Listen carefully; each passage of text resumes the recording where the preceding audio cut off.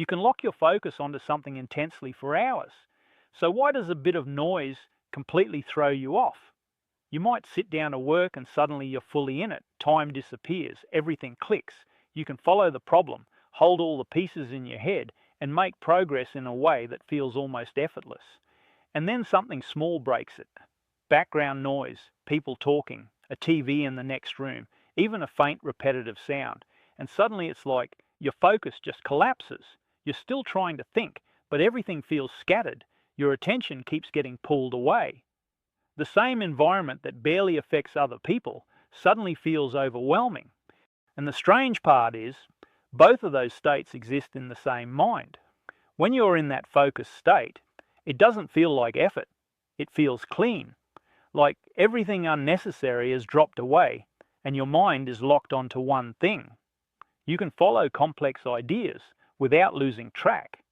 You don't need to switch between things. You're not distracted. You're just in it. But in a noisy environment, it's the complete opposite. Your attention keeps getting pulled in different directions. Small sounds start to feel intrusive. It's not just that you hear them, it's like you can't ignore them. And then there's that build-up, the tension, the irritation, the feeling that you just want it to stop so you can think clearly again. So how can your focus be that strong and then disappear so quickly in the wrong environment? So how can the same mind that can lock in so deeply also get pulled apart so easily? How can your focus be that strong and at the same time feel so fragile? That's the paradox. And once you see what's actually happening underneath, it stops looking random and starts making sense. When you're in that deep focus state, your attention isn't spread out. It's narrow. Your brain is doing something very specific. It's filtering almost everything out and locking on to one stream of information. That's why it feels so clear. You're not trying to process 10 things at once. You're following one line, one problem, one system. Everything else fades into the background. That's what allows you to go deep. But that same setup has a trade-off. Because your focus is so narrow, it depends on your environment staying stable. It works best when there's nothing competing for your attention.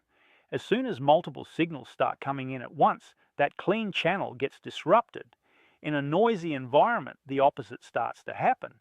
Instead of one clean stream of information, your brain is being hit from multiple directions at once.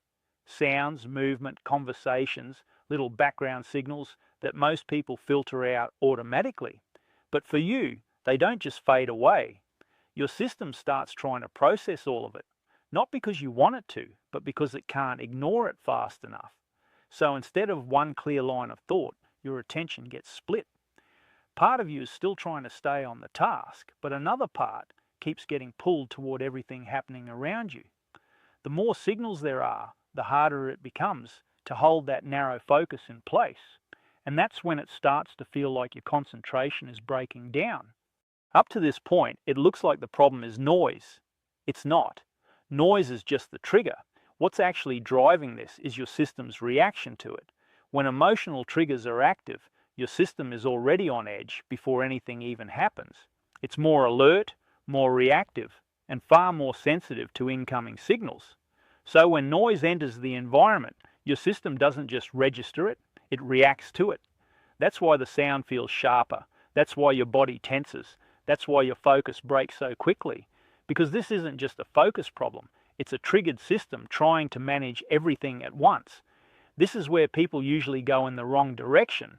They think the problem is sensitivity, or that their brain just can't handle normal environments. So they try to block things out, avoid noise, or force themselves to cope with it. But that doesn't solve it. Because the environment isn't the root cause. The reaction is. If this felt like something you've experienced, I'd be interested to know what it's like for you. What kind of environments make it easier for you to focus, and which ones seem to break it? Drop it in the comments. So this isn't about removing sensitivity, it's about what state your system is in when that sensitivity is active.